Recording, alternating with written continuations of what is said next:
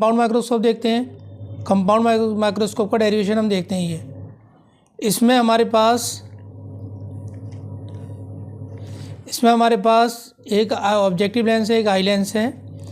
Objective lens की जो focal length है वो f0 ली है, और ये भी आपकी ऑब्जेक्ट है in front of the objective lens, और इसकी जो इमेज बनती है रियल इन्वर्टेड, ये बन जाती है a' b' in front of the eye lens के सामने बनती है, ठीक है। बट इसके लिए रियल इन्वर्टेड बनती है। इसके लिए एज ऑब्जेक्ट काम करती है, और इसकी फाइनल इमेज आपकी a" और b" पे आपकी मिल जाती है, ठीक है। और ये ऑब्जर्वर है जो जहाँ से ऑब्जर्व कर रहा है, जो देख रहा है बंदा, ठीक है। तो उससे एक मैग्नीफाइड इमेज मिलती है इसकी। ये आपका एंगल अल्फ़ा है, ये एंगल बीटा है। ये अल्फ़ा जो एंगल है, angle subtended bye the object at eye lens, angle subtended eight eye lens by the image, final image के द्वारा बना हुआ एंगल आपका बीटा एंगल है, और ऑब्जेक्ट के द्वारा बना हुआ एंगल आपका अल्फ़ा है। इसी को हम जो है मैग्नीफाइंग पावर हम निकालते हैं इसकी।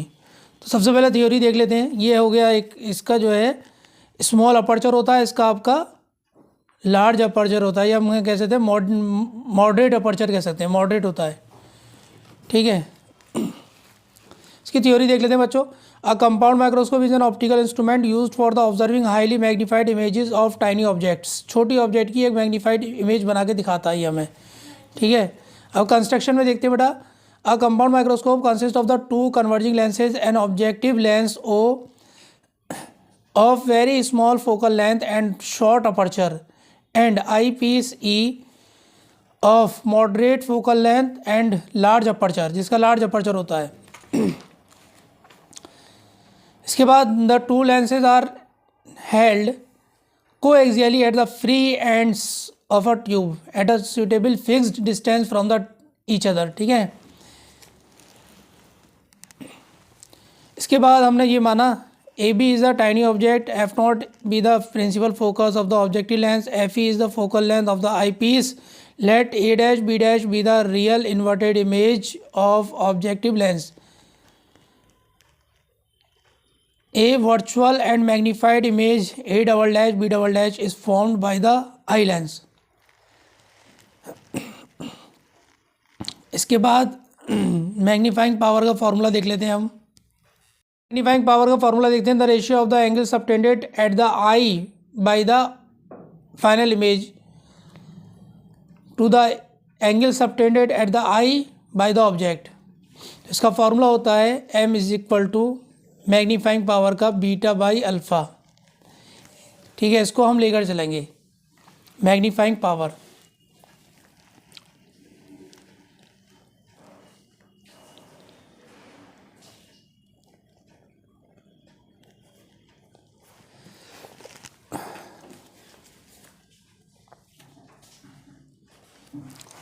मैग्नीफाइंग पावर का फॉर्मूला होता है बीटा बाई अल्फ़ा, इसी को हम लेके चलना है।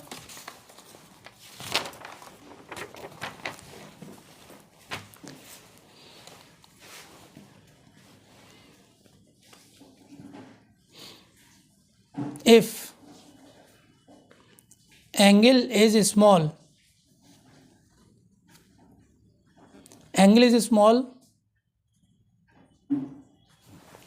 tan theta similar to theta, tan beta similar to beta, tan alpha similar to alpha। तो मैग्नीफाइंग फार्मूला हमने लिखा था बीटा बाई अल्फ़ा, उसकी जगह हम लिख देंगे replaced by tan beta is divided by tan alpha. इसको मान लेते हैं फर्स्ट इक्वेशन बच्चों। इसी को हमें लेके चलना है, इसी को हमें प्रूफ करके लाना है, इसी को हमें लेके चलना है, और फॉर्मूला हमारा निकल कर आएगा इसमें पुट करके। In triangle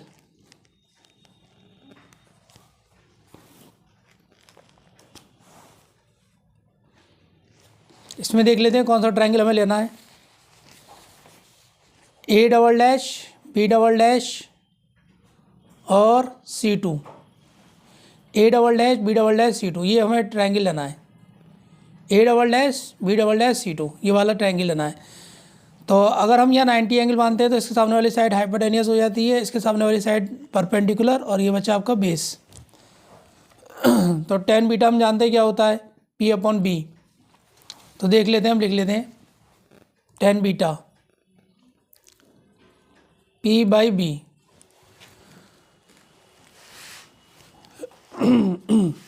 perpendicular upon base निकालते हैं।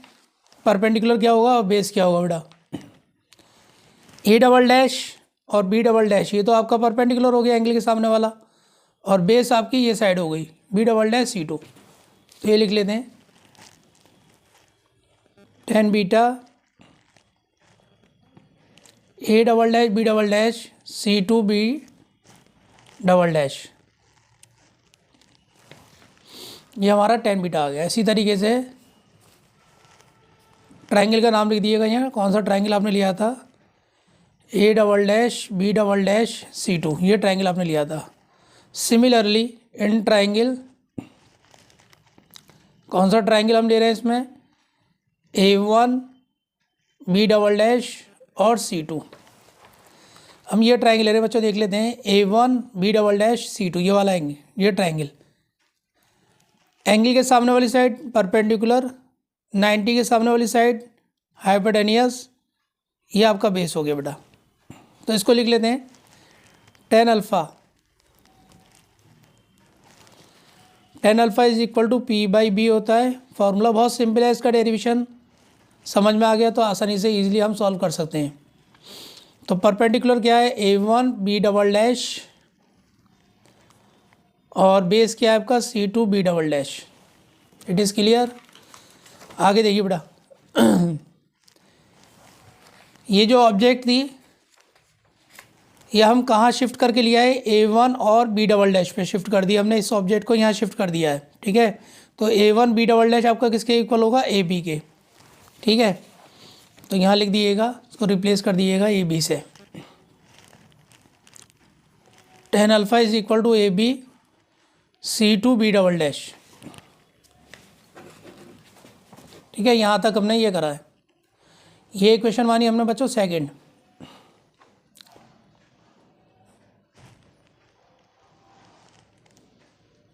फर्स्ट इक्वेशन मैंने मान रखी थी, इसको हम इक्वेशन नहीं मानते, इसकी वैल्यूज हम पुट कर देते हैं फर्स्ट इक्वेशन में।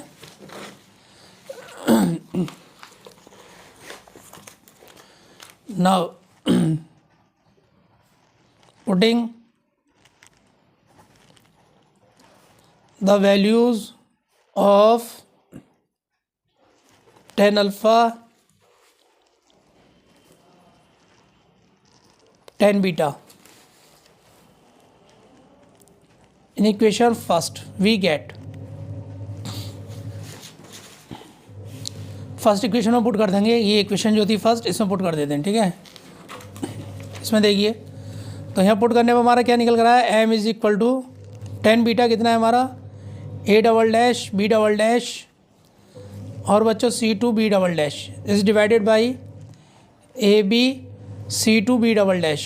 This will be cancel out, ये दोनों कैंसिल हो जाएंगे, तो मैग्नीफाइंग पावर आपकी क्या निकल कर आएगी, A double dash B double dash और ए बी। ये कैंसिल आउट हो गया, तो आपका बचा गया A double dash B double dash is divided by A B. ये आपका मैग्नीफाइंग पावर यहाँ तक निकल कर आ गया। ठीक है, इसकी वैल्यूज़ पुट करेंगे अभी। इसको हम चेंज भी कर सकते हैं।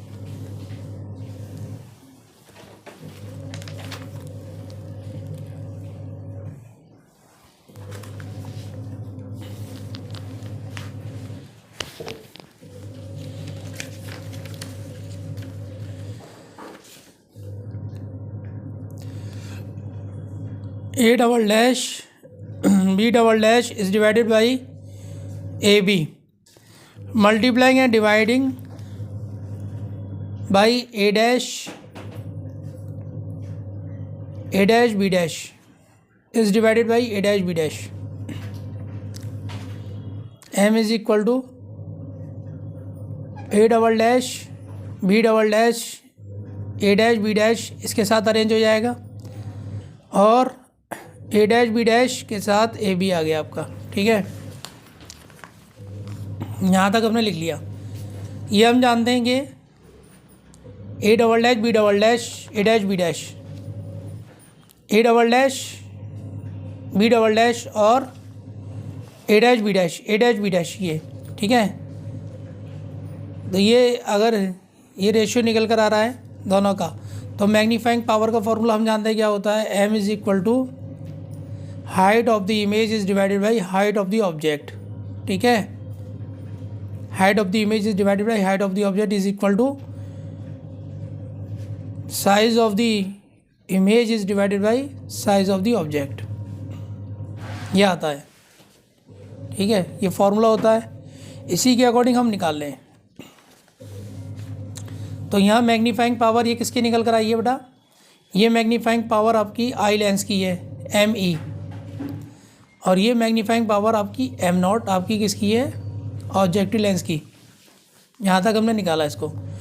तो वेयर हम लिख सकते हैं कि M E is equal to कितना है, A double dash B double dash is divided by A dash B dash, magnification produced by the eye lens, magnification produced by the eye lens, M not आपका कितना है, A dash B dash और divided by A B, magnification produced by the objective lens. ठीक है, we know that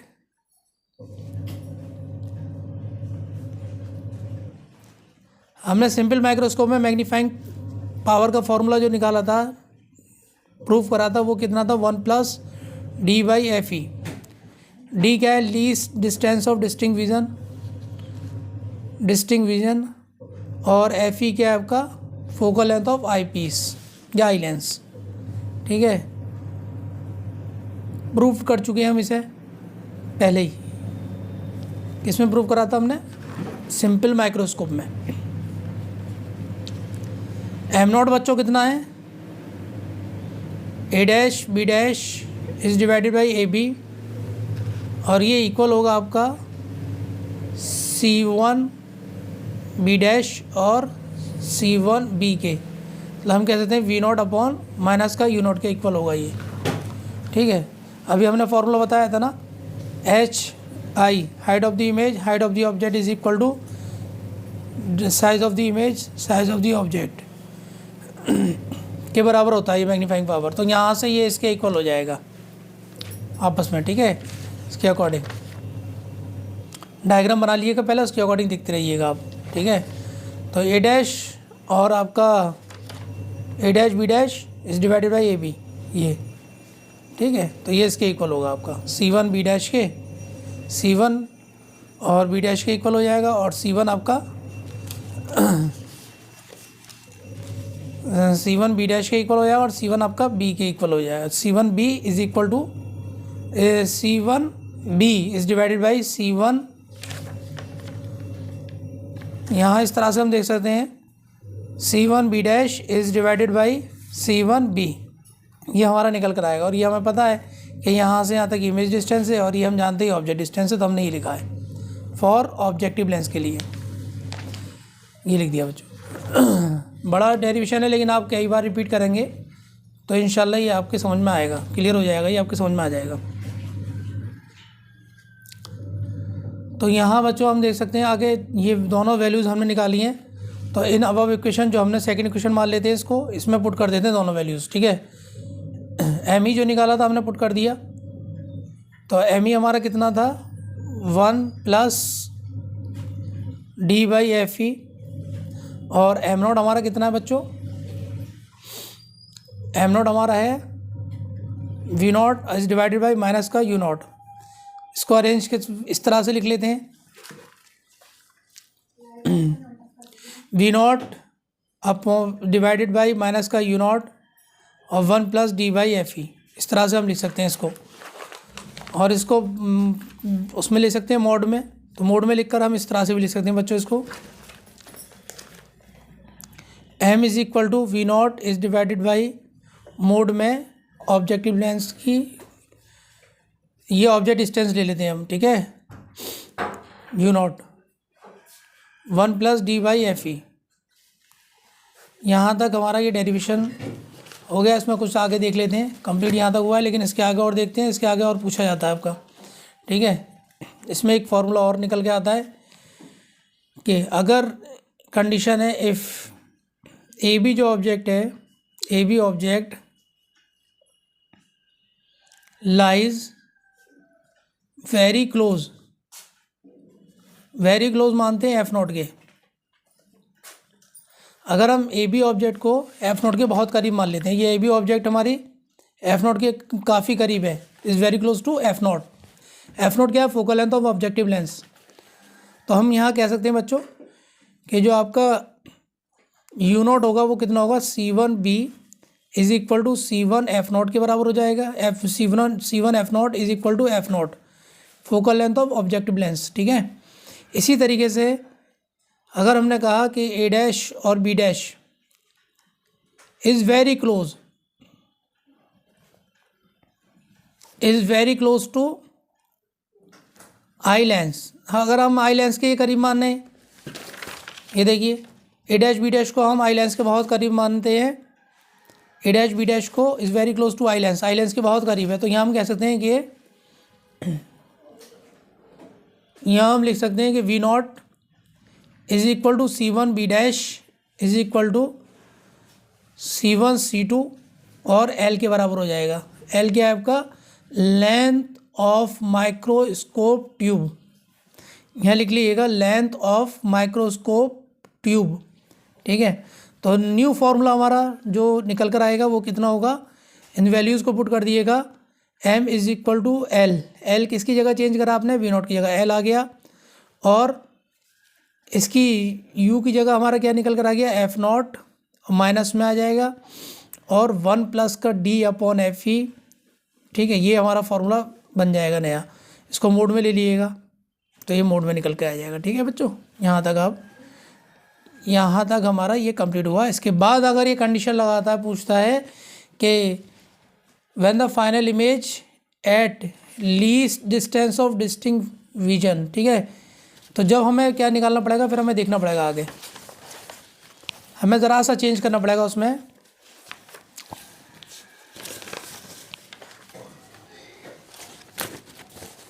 उसमें हमें क्या करना है बच्चों कि हमें 1 को जो है वो नेगलेक्ट कर देना है और आगे देख लेना है।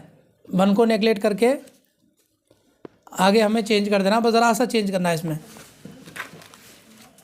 तो अगर वो कहता है, कंडीशन लगाता है इफ़ फाइनल इमेज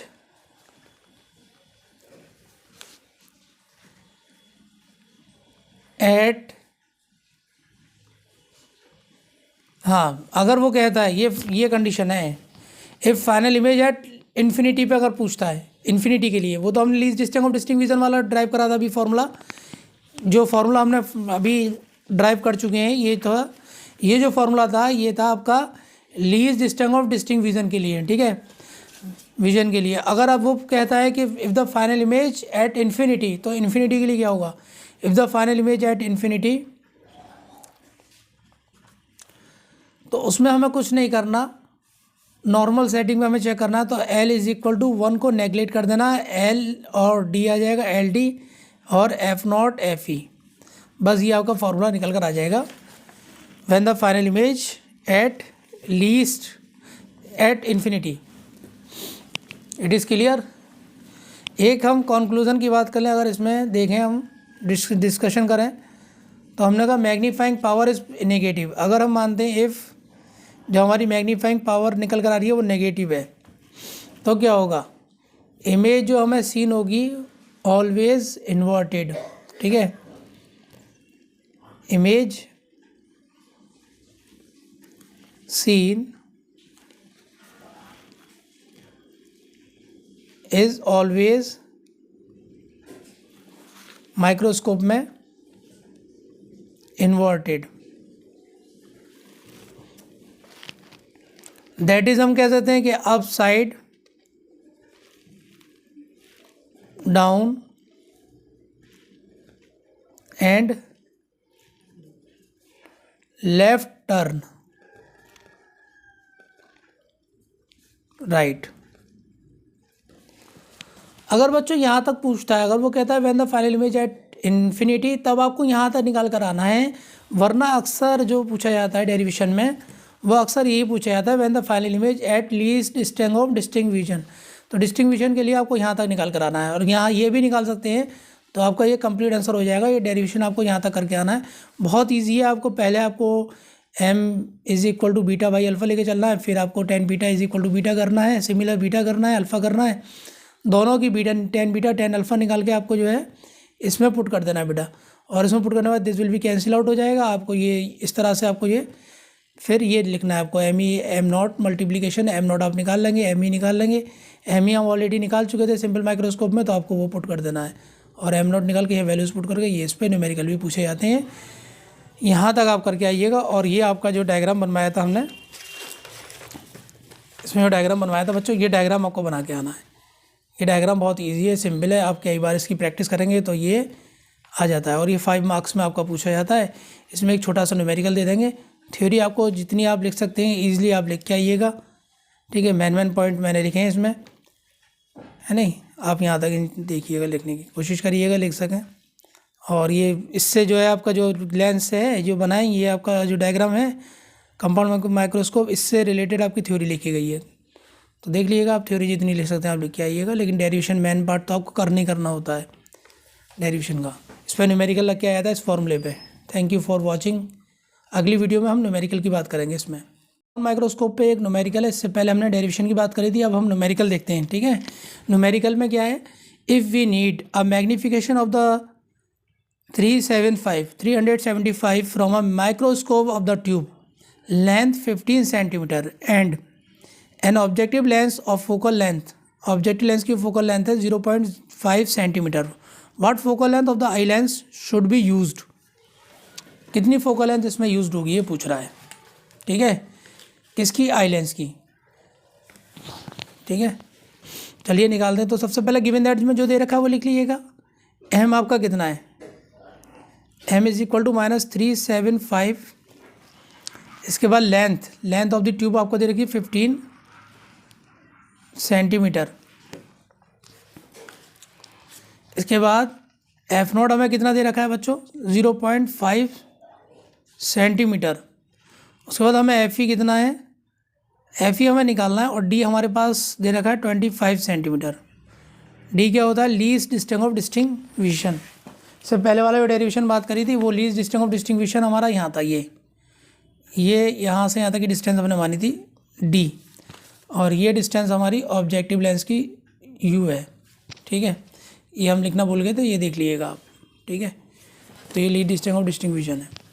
इसके बाद हमारे पास अगर यू, हमने ये बात करी थी focal length of objective lens is small है, तो you not is equal to आपका जो है एफ नॉट के बराबर होता है, ठीक है।